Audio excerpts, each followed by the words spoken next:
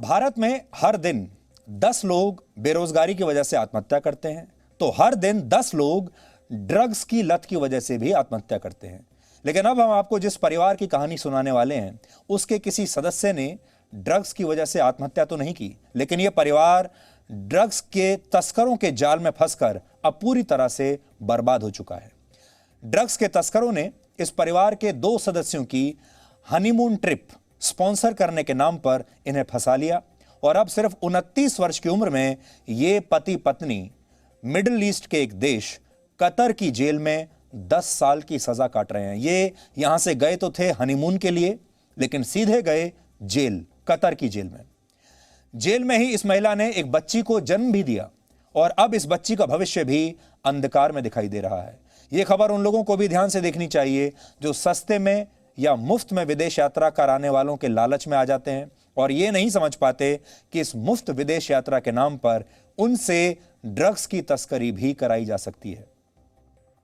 यह कहानी पिछले साल जुलाई में शुरू हुई थी, जब मुंबई में रहने वाले मोहम्मद शरीक और उनकी पत्नी ओनिबा कौसर को उनकी एक रिश्तेदार अपने खर्च पर हनीमून पर भेजती है। इस रिश्तेदार का नाम है तबस्सुम कुरैशी। तबस्सुम रिश्ते में मोहम्मद शरीक की बुआ है और बुआ ने अपने भतीजे से कहा कि मैं तुम्हारी हनीमून ट्रिप को स्पॉन्सर करती हूं। तबस्सुम इस पति पत्नी को लालच देती है कि वो अपने खर्च पर उन्हें कतर भेज रही है, लेकिन शर्त भी एक रखती है और शर्त यह है कि इन्हें अपने साथ तंबाकू के कुछ पैकेट ले जाने होंगे जिसमें कुछ भी गैर कानूनी नहीं है। मोहम्मद शरीक और उनकी पत्नी ओनिबा इसके लिए आसानी से तैयार हो जाते हैं क्योंकि उन्हें मुफ्त में ट्रिप मिल रहा है, उन्हें हवाई जहाज की टिकट मिल रही है, क्योंकि विवाह के बाद ये दोनों हनीमून पर जा नहीं पाए थे और अब मुफ्त का हनीमून मिल रहा था। जिस समय इन दोनों के पास ये ऑफर आया तब ओनिबा प्रेग्नेंट थी, गर्भवती थी। लेकिन पिछले 6 जुलाई को ये दोनों जैसे ही कतर के इंटरनेशनल एयरपोर्ट पर पहुंचे तो इनके साथ कुछ ऐसा हुआ जिसके बारे में इन्होंने कभी कल्पना भी नहीं की थी। इन दोनों को एयरपोर्ट पर ही गिरफ्तार कर लिया गया और उसके बाद जेल में डाल दिया गया। इनके पास से आखिर ऐसा क्या मिला कि इन्हें एयरपोर्ट पर उतरते ही गिरफ्तार किया गया और फिर जेल में डाल दिया गया, ये हम आपको बताएंगे। लेकिन पहले आप मोहम्मद शरीक और उनकी बुआ के बीच फोन पर हुई उस बातचीत की एक रिकॉर्डिंग सुनिए जिसमें इनकी बुआ अपने साथ इन्हें एक बैग ले जाने के लिए कह रही है और इस बैग की वजह से ही आज ये पति पत्नी जेल में है। देखो अभी आएंगे शाम में लोग मिलने, शायद भाई तुमसे आ जाएंगे या फिर डायरेक्ट कॉल करेंगे। कल सुबह तुमको फिर लेने आएगी कार, तो फिर कैसा कल कार लेने आएगी, वही इनोवा आएगी और क्या नाम है, फिर रूम पे लेके जाके कपड़े जो है ना सब सेट करके फ्लाइट वहां तक छोड़ेंगे एयरपोर्ट तक। ओके सब ऊपर मैं क्या पूछ रहा था, ये जो सामान देते हो क्या रहता है, मतलब वही सब मानिक चंद वगैरह ही रहता है। अभी देखिए 2 जन गए ना, अफरोज, इन लोग को ही भिजाइए। उन लोग को मतलब अभी सब काम बहुत स्लो चल रहा है ना बेटा, पैसे सब कम ये कर दे रहे तो जैसे बेचारे सबको चल, सबका बेचारों का रोजी चले यार, अल्लाह ताला। अपने को तो ऐसा ही है, मतलब मानिक चंद वगैरह रहेगा। हाँ वही रहता है मेरा बच्चा, उन लोगों को टेंशन नहीं है। देख नहीं मतलब अल्हम्दुलिल्लाह बहुत अच्छे, मतलब ऐसा कोई ऐसा मतलब गोल्ड वगैरह ऐसा तो कुछ नहीं ना, मतलब ऐसा नहीं रे गोल्ड, अरे पागल, गोल्ड आने के टाइम लेकर आते कि जाने के टाइम गोल्ड लेके जाएगा ये? नहीं मतलब ऐसा पूछ रहा हूँ तो नहीं, गोल्ड तो बेटा गोल्ड तो अपन लेकर आते मेरा बच्चा, वहाँ से खाली हाथ आना है। अल्हम्दुलिल्लाह तुम लोग कुछ भी नहीं लाना है, एकदम फ्री होके आना है। नहीं यहाँ से अल्हम्दुलिल्लाह कोई नहीं, 2 बैग रहेंगे, लेकिन बैग बेटा बराबर ध्यान में रखना, अपने बैग फौरन उठाने के। हाँ अपने बैग उठाने का है दोनों, और फिर अपने को सीधा सामने ही एग्जिट है ना ये, हाँ एग्जिट है, फटाफट निकल जाने का है। अपने फिर वहाँ पर जो बॉम्बे और एयरपोर्ट जैसा तो नहीं है ना वहाँ पे, वो चेक करना पड़ता है? नहीं अपने को कैसा है, वहाँ पर सीधा अपने को बैग जो अपन को जो अपनी चेकिंग वो क्या आती है, जैसे कैसे अपन तो अपन डायरेक्ट जाते हैं मशीन में जाते हैं, वो है क्या मशीन में अपना बैग जो आ जाएगा, डायरेक्ट बैग उठाए और चले सीधा सामने, डायरेक्ट बेल्ट पे आएगा, फिर बेल्ट पे डायरेक्ट बेल्ट पे आएगा, अपने इस पे रखो ट्रॉली तो निकल लो, सीधा सामने ही है। ये बॉम्बे इधर बॉम्बे और एयरपोर्ट पे बॉम्बे जैसा नहीं है रे, अपने जैसा नहीं है, जरा भी नहीं है, बहुत अच्छा है।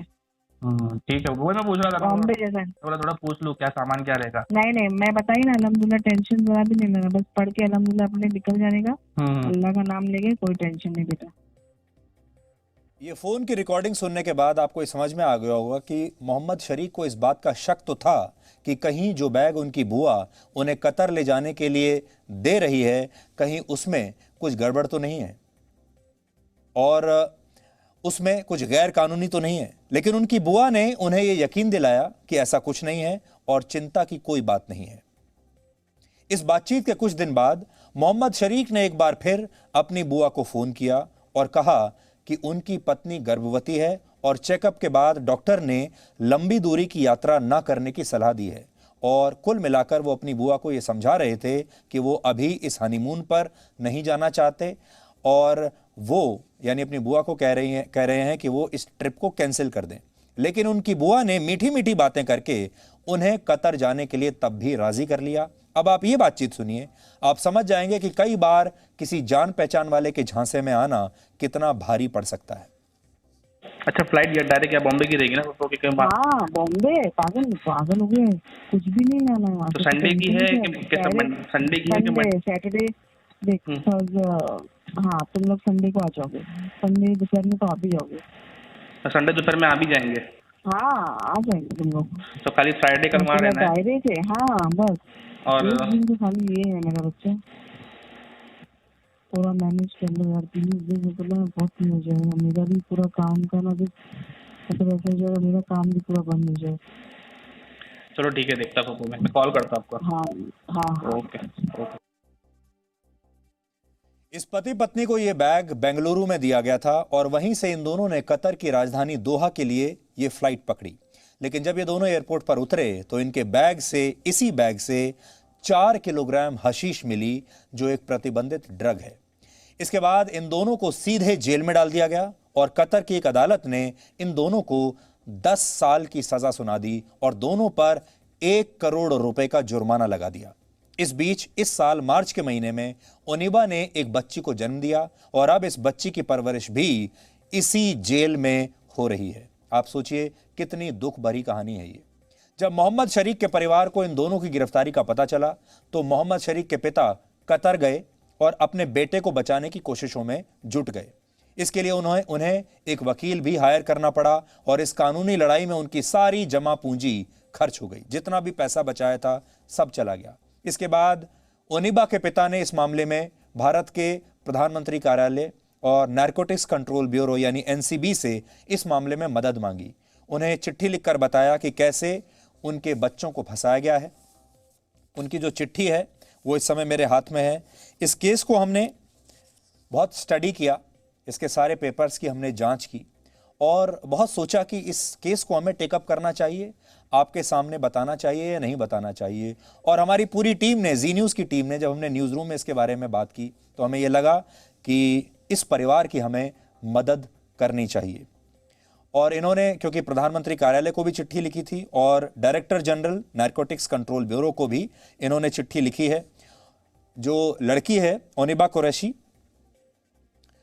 कुरैशी शकील अहमद, जिसकी उम्र 29 साल है, उन्होंने लिखा है कि मेरे जो बच्चे हैं वो बेकसूर हैं। My children are innocent and have been duped and deceived by a lady.